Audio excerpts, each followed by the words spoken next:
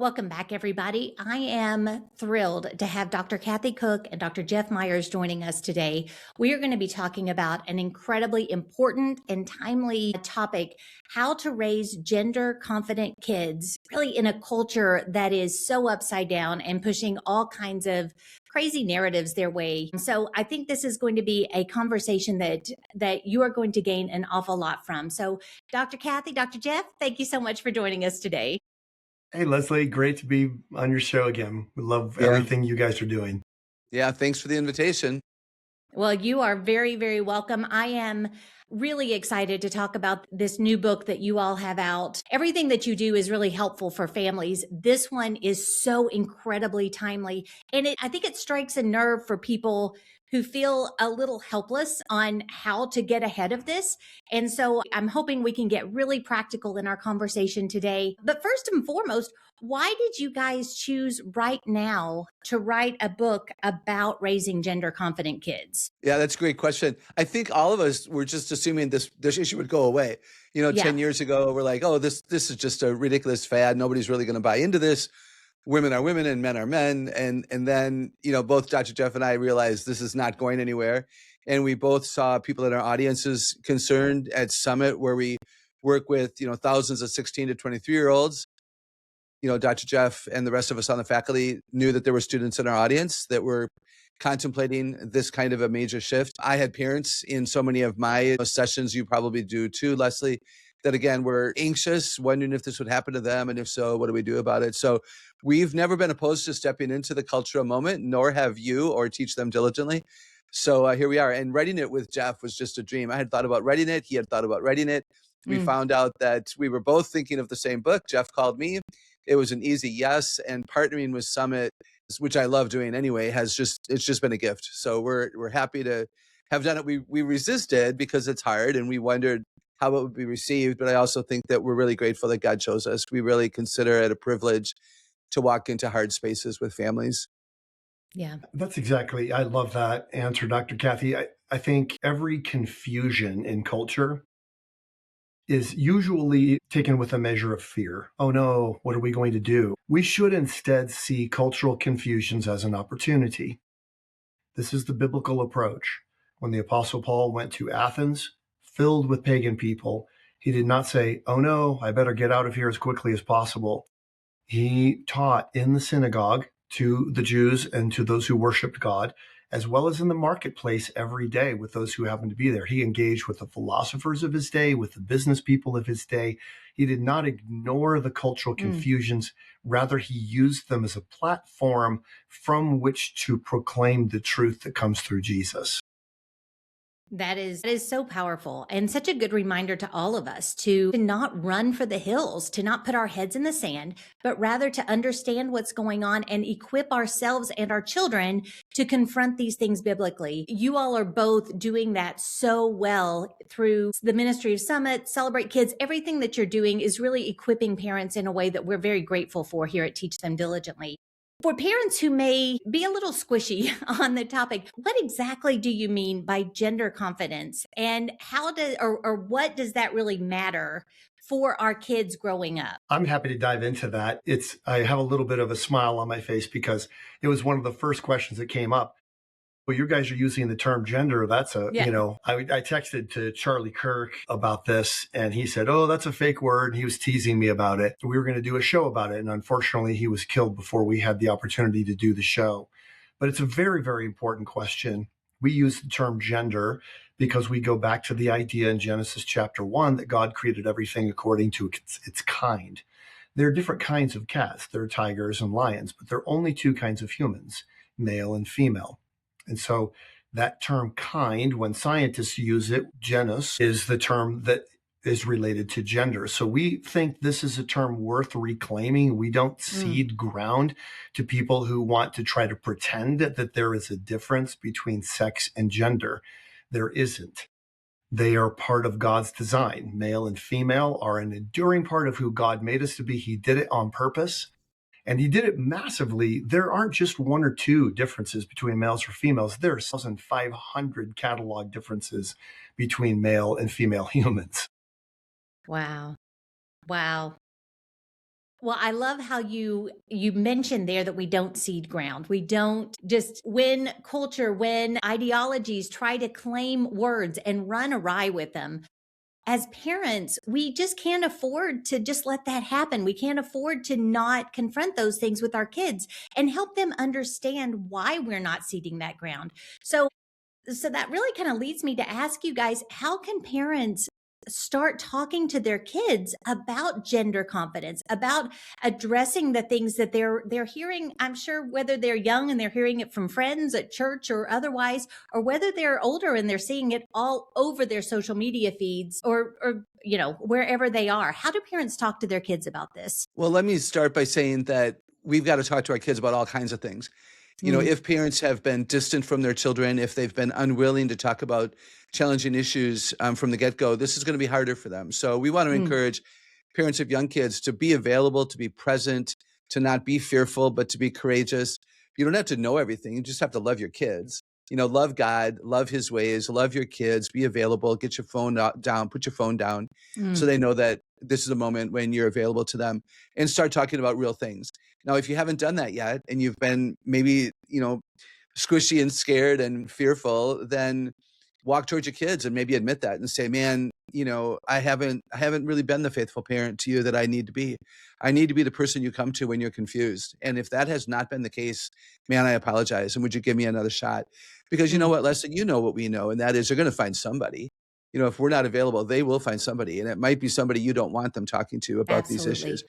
If kids go to Google because they're curious about gender, it's going to take them pages and pages and pages before they get to a biblical narrative about transgenderism and gender. And we don't want that to happen. So let's be available. And one of the things that Jeff contributed to the book, of course, many, many things, but one of the things that I really appreciated was his idea that we don't have to know everything. One of the realities, Leslie, is that kids know more about this than some of us do. They've Googled it. Abs- If they're in the public schools, they've been recruited. They've been hanging out with pro transgender people. And so they think that they have truth, and they're going to sometimes make the parent feel badly for not knowing what they know. But we don't need to know everything. Parents can't stay on top of everything. We could do a better job maybe, but you just say, hey, let's learn together. And, mhm. and I love questions like, tell me why you believe that that's true. And what happens if you're wrong? And where did you learn that? And have you discerned that those people are trustworthy? We're raising you to believe in the God of the Bible and his word. Is there any evidence that the people you're listening to have the same values? If not, we're disappointed. Like, we have a right to our disappointment. And sometimes we need to say that. Yeah, I really appreciate the way that you position that. We talk a lot around here about how questions prick the conscience, whereas accusations harden the will. And when you have a child coming to you with difficult questions, if your first response is to combatively go back at them and just draw your lines in the sand, trying to show them why they're wrong. And I think a lot of times we react that way out of fear. I don't think we react that way out of fear. Yeah.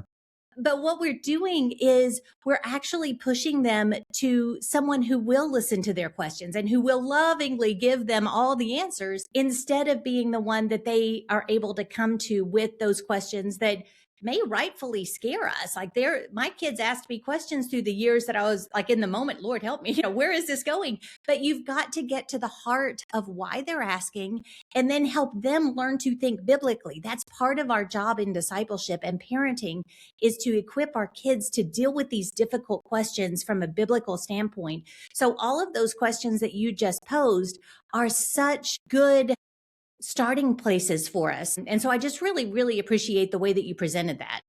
Thanks. I'm the father of 4 adult children. And when they were little, it was different engaging each of them in conversation. It's so easy to talk about soccer, when the next meet is, when's practice, what are we going to have for dinner? Did you get your math done? All of those kinds of things. It's much more difficult to talk about these sorts of issues. Now, 2 of my children were happy to talk about anything like this at any time. They overtalked. And then 2 of them were very reticent. With the ones who were more reticent, I found that asking questions like, hey, I heard this song on the radio. Have you ever heard that song? Seems like a lot of people are listening to it. And I'm just really curious, do your friends hear it? What do they think is so interesting about it? Or has this come up, this topic, when you're talking with your friends? What do they say about it? And giving them a little bit of space. So I'm not looking them in the eye and saying, tell me now what you think about this. They might not even know. And it's an awkward way to do it. But if I sort of indirectly ask, hey, what are you seeing when people talk about this, especially when it comes to things like transgender, because they will see things and you might not even notice that they're noticing. There is that person in the grocery store with the beard wearing a dress. They notice that. Yeah. And having a chance to talk about what is going on. Oh, man, that's really sad. There's some people who are so confused about how God made them that they aren't even sure whether they're a boy or a girl. And I'm so glad that God made you the way he did. And I just want you to know he did it on purpose. Those people on TikTok, they don't know you. They don't love you. They just want to get your attention. But I want you to know that what God is teaching you is true. It's what the Apostle Paul said to Timothy. You know those who taught you, and you know that from infancy you have known the sacred scriptures, which are able to give you wisdom for salvation through faith in Jesus Christ. Yeah, that is incredible. And I want to jump off of what you just said. My kids are all grown as well. And it's been really interesting over the last 2 or 3 weeks. We've been talking a lot about how information feeds for them is very different than information feeds for me. We are not being shown the same things, which means that every group is living in an echo chamber. I'm thinking the world's looking this way. They're thinking the world's looking a completely different way because that's what is being fed to us. And so if we aren't engaging in these conversations, asking what they're seeing, encouraging them to think through, they're just going to assume that that is everywhere. And we're going to miss the fact that it's everywhere in their reality. So being able to have those conversations and make us all stop to really assess what we're reading and get that skill of being a Berean, of testing whether it's true, whether it actually lines up with what we know to be true, is an incredible gift to pass on to them as well. So Yes. I would love to hear from you all how you've seen how social media and just information feeds in general have contributed to this gender confusion that we're seeing in culture at large and in a lot of our families as well. Social media and AI. I think we should include both of those because both of them, I'll start with social media. The thing we've noticed about social media that we talk about with our students, and Dr. Kathy speaks to this quite a lot with the students at Summit Ministries, it monetizes anger. It finds things it thinks that the algorithm thinks you'll disagree with or that will make you mad, that you'll react to, and it feeds those things to you. AI, on the other hand, those algorithms are programmed to always say yes to whatever you crave and to give you immediate answers. And this is not the way the world should be. John Eldridge is a friend of mine and an author here in Colorado Springs. He said, our forefathers would be horrified at this, but the internet is discipling you to expect immediate answers and to put you at the center. It's turning a generation into narcissists, not just a generation of young people, but a generation of adults as well. There's a whole lot we need to talk about just putting our phones down, creating space for actual conversation. If I could just take 30 seconds, I spoke to a group of political leaders one time in Washington, D.C., and I got the sense in talking with them that they don't know what's going on. They're just watching what's happening on social media.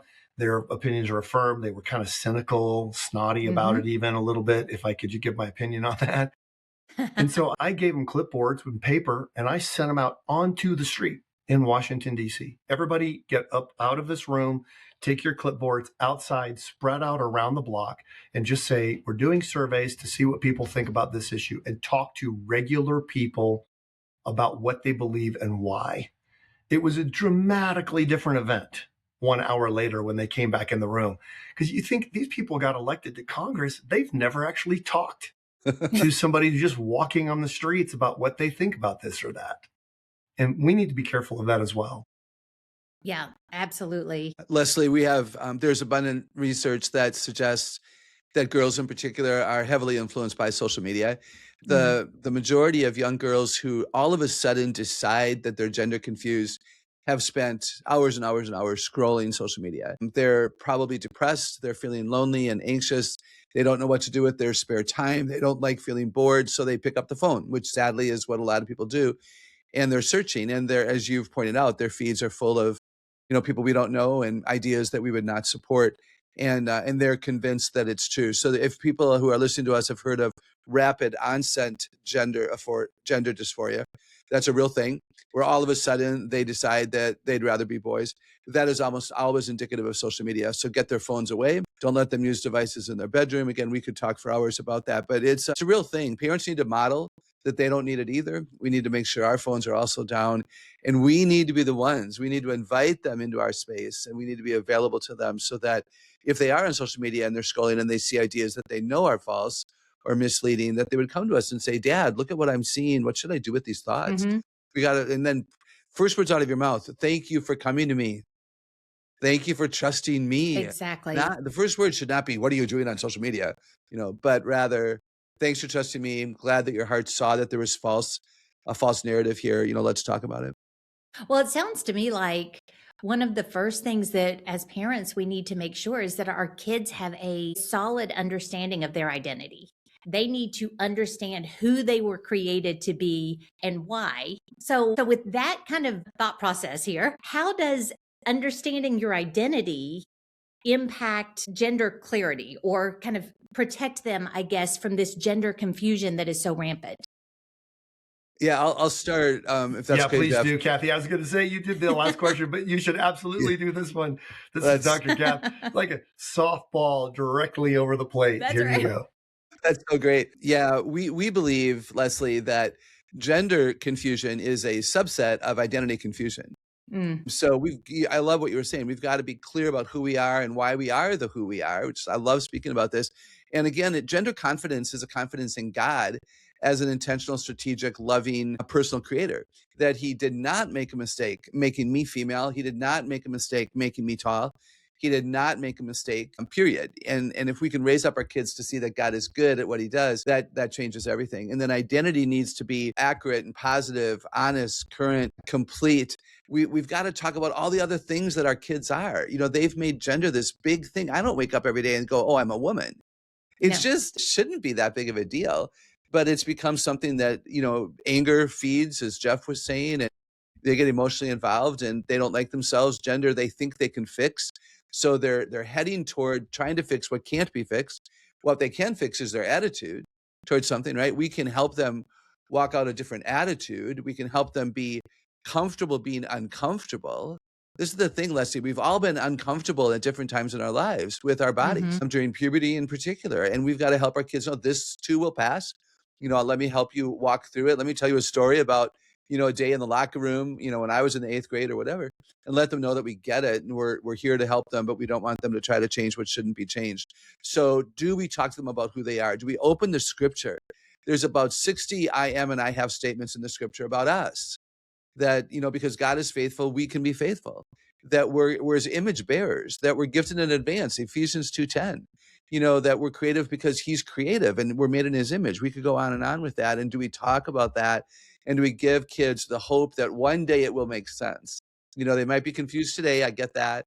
But one day, if you live long enough and you're strong enough and you don't interfere with what God is doing, but you walk with him into, that mountaintop experience, then all will be well. That would be my quick response. I'm sure Jeff has something to add to that, though. Yes. Well, the thing I emphasize with the students I work with at Summit Ministries is this. Gender is not something you have to become. It's part of how God made you. So you don't have to strive to figure out what the current stereotypes are and how you can match up to them in order to somehow gain acceptance from God. He made you the way he did, and his design is good.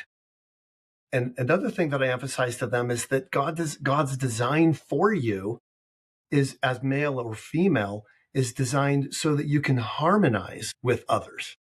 And I'd love to, if there's a point in the conversation where we can talk about that, I'd love to dig in a little bit on that, because every single one of those 6,500 biological differences is something that God designed on purpose so that males and females could harmonize together better to make the world a better place for his glory. That is Let me so. add to that, Leslie, if you don't mind, that one of Mhm. the things I love about Jeff's perspective on this, and we wrote a whole chapter on this idea, we want boys and girls, men and women, to value their gender. We want them to respect their gender. There's nothing wrong with their gender. Girls are not weak. Boys are not always the abusers. I mean, we got to get this right. We got to respect our gender. We also have to respect the other gender. And if we respect our gender and the other gender, I think we're less likely to want to become the other gender. We'll see it as a good thing that there are both men and women, in the world, and that God chose for me to be this way is good. It's not wrong. I can value something a man can do. I can believe that they have a perspective that's valuable. I might value their strength. I might value their courage and their leadership ability, especially if I'm hanging out with women who don't appear to be strong and leaders. Again, that's a stereotype that's a lie. Women can be strong and women can be great leaders. I think you and I are among them, and there's nothing wrong with that. That doesn't mean that we should have been boys or men. So this harmonizing idea, I think, is powerful because we stop lusting after what we're not, and we stop seeing what we are as good and God glorifying. That's amazing. And I'd love to park here for just a little bit because, first of all, I'm fascinated. I want to know more about how God created us to harmonize. But I think that for parents who are in the trenches on this, understanding these ways that God created, all of these differences that are created so perfectly in harmony, knowing that, understanding that is a great weapon to have in our toolbox as we are approaching these conversations. So please do expand on that just a little bit more for us. I'd love to give two examples. The first one, and a lot of people are surprised to find that this is true. When males and females look at things, they don't see them in quite the same way. We have two kinds of retinal cells in our eyes, rods and cones. Rods are the kinds of cells that focus your attention on contrast and motion. Cones are the kinds of cells that focus your attention on color and texture. So rods, contrast and motion, cones, color and texture. Males have a preponderance of rods, not just a few more than females, but 30% more. Wow. Females have 30% more of the cone cells, the ones that focus on color and texture.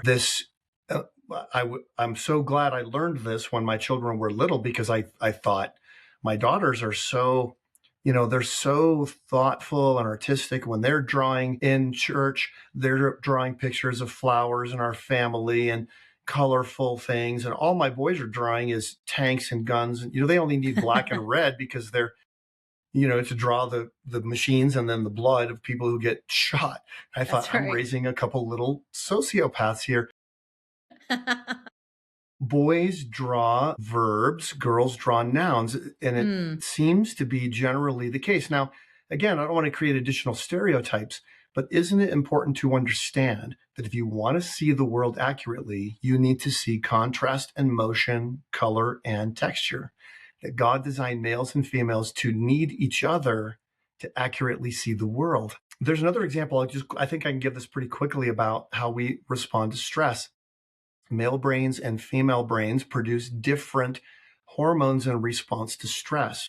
Male brains, when males are under stress, their brains produce dopamine, which is an action hormone.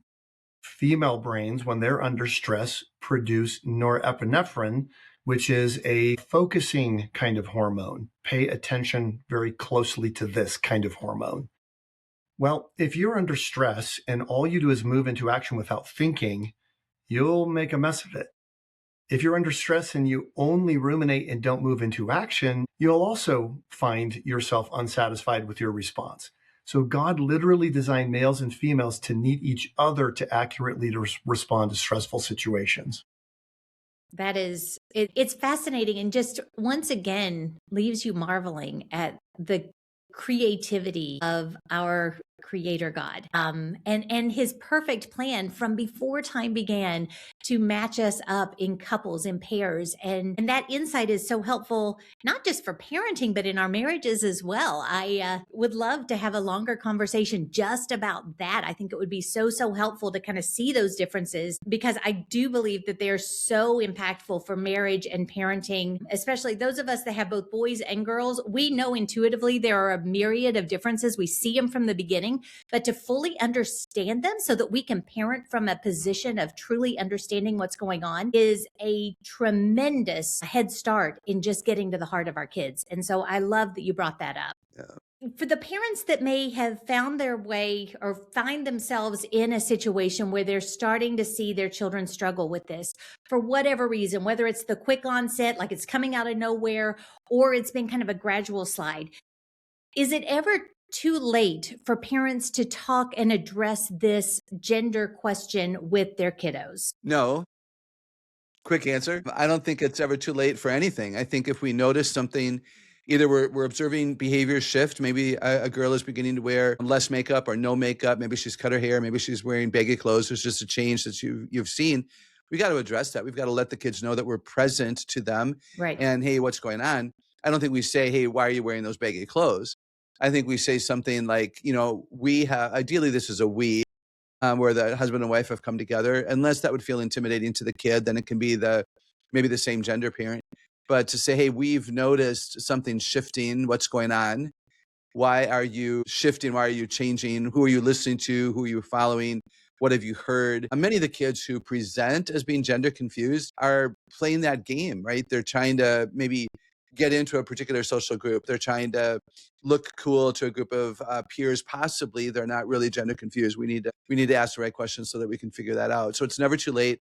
We've got to be observant. If we feel like we've missed the boat, if somebody's listening to this or they read our book and they're like, oh man, I'm 10 years late, rebuke that and have a conversation with the kids and go, man, I am concerned that I let you down. It's vulnerability and it's a strength boost.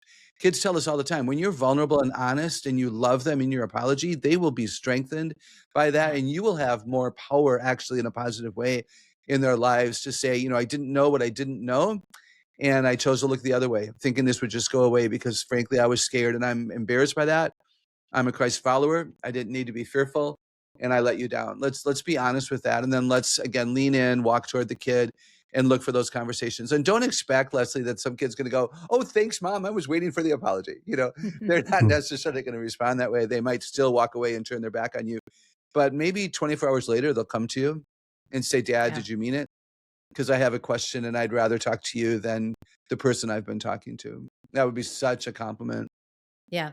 Well, and our humility and our willingness as parents to confess when we have been wrong or when we have been fearful or whatever is also modeling for them humility and confession and giving them something to look back on as they are launching out as adults at some point, starting their own families. We want to model for them ways of parenting and really just being a follower of Christ that are going to serve them well for the rest of their lives. And that is definitely one of those things that strengthens your platform in your child's life, strengthens your relationship, because they know you're not.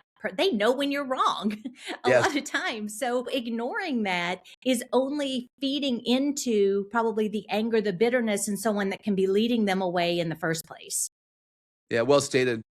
Yeah, so good. One thing that I've found helpful as a dad, and also as somebody who works with a lot of young adults, is just to think of the word cue, C-U-E, as a way to guide my conversation. So C, curiosity, U, understanding, and then E, envisioning. In a conversation, I want to be curious, I want to understand, and I want to envision. So curious, I want to ask questions like, I'm trying to understand this because I'm, out of it, as you know, when it comes to the culture, and I'm trying to think through this, and can you help me? And then understanding is, I understand that this is tough. When your body is changing, it can be awkward. Lots of people go through this, and weirdly, we don't talk about it, and we probably should because everybody feels awkward. And so I just want you to know, I understand. I've been there. And then E is envision. I see you as the kind of person who will rely on God to be strong, to just move into those situations that are uncomfortable, knowing that just like when you're on the soccer field, running hard, practicing makes you stronger. When you do that with situations in life, you are shaped and your soul gets stronger as your body gets stronger, as your mind gets stronger, and then you become more of the sort of person who can understand where other people are. I see you as that kind of person. Yeah, so good. As we kind of wind down here, our time is almost up, but what is your hope for the parents and others who read this book? What do you really hope they come away with? I can start, Jeff. I think one of our goals would be that they trust the Lord, like that they really go to the Bible for a wisdom, that they begin to discern better maybe than they have.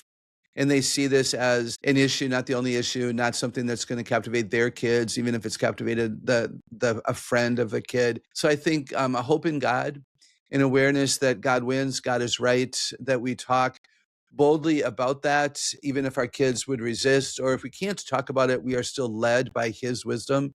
And our kids don't necessarily always have to know that. I think that would be a powerful outcome of this, and to, because of God's strength and God's courage and God's hope, that we would not be afraid, and that we would continue to research and know what is best and what is right, that we pray. I love the prayers we wrote in the book, 200 discussion starters in the book, Leslie, because one of our hopes is that they'll have conversations, that they won't be, again, shutting the door to their kids' hearts. And we end the book with a prayer for each day of the week that we think are powerful prayers that can be read and spoken and thought through, because we know that this is hard. We want them to turn to God. We hope the book encourages them, gives them hope, gives them a perspective that is from the Lord. I'd like to see families read it together. I know of some that are doing that. Leave it out on the table and see if a kid picks it up. Or say, hey, could I read you this paragraph? I think this is so helpful about your friend Jill, or about a question we were just discussing last week, and let them know that you love them so much that you're spending time to figure something out. That's really so powerful. I've been thinking of my wife, Stephanie, and engaging with someone who has a daughter who's really involved in the transgender agenda. And the mom has been reading the book. It's been giving her a tremendous amount of confidence. That really is the key word, confidence. But it's also enabled her to have conversations with her daughter. They have the book out, they talk about it. It's not like, oh, if your child is struggling with this, you have to be secret. You can't, make sure they're not watching when you read the book or whatever. Just say, look, I want to know you better. I want to understand what's happening here. This doesn't seem quite right to me. And I can't explain exactly why, but I'm trying to understand, not just because I want to analyze you. I really want to know you. I want to know you. And I want you to know that you're made in God's image. That word confidence is so key. Stephanie and I had a long anticipated trip to where we got to go to Austria, and we were coming up the escalator from the train station in Vienna, and Stephanie had the book sticking out of her backpack. And there was a couple behind us. They said, hey, what is that? What is that book? What is that about? And Stephanie pulled it out. And they said, we really related to that confidence idea. We just got married. He was from Albania. She was from Iran. We just got married. We want to raise confident kids. And so we had a conversation right there in the train station about it. Everybody wants their child to be confident. We want to be confident. And when we take an issue that society is trying to destroy God's design about, and we have a chance to restore confidence in that, that's huge. That's why we want everybody to have a copy of the book. Awkward transition here, but there's a website, genderconfidentkids.com, where if you're watching or listening to this right now, we want to give you a copy of the book. I say we want to give you. There's actually a donor who said, I want to buy a whole bunch of these copies of this book, and you guys just help distribute them. So because of their generosity, we want to give the book to you for free. And you'll find other resources on that website as well that you can use.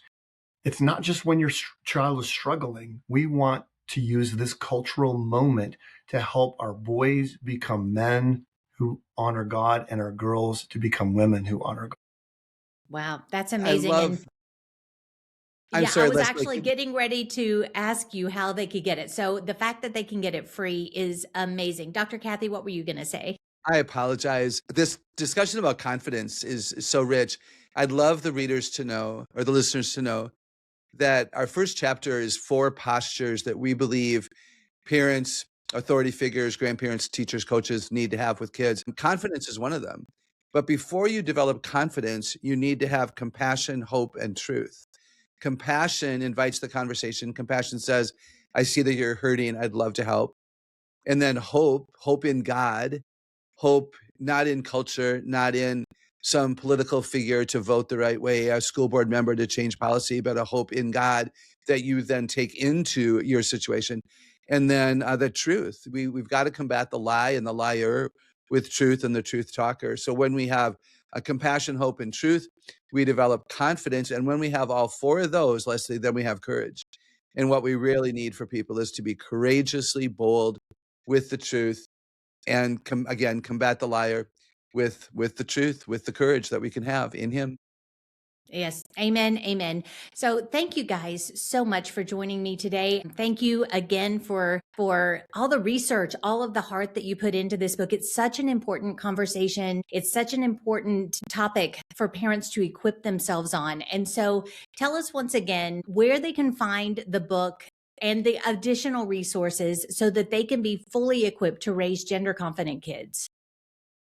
It's, if you remember that phrase, gender confident kids, that's it. genderconfidentkids.com is the website, and you can sign up. We'll send you a copy of the book. If you want an audiobook, Dr. Kathy and I recorded one. If you want a Kindle, we've made that available as well. However you absorb the content best, that's how we want you to have it. genderconfidentkids.com. genderconfidentkids.com.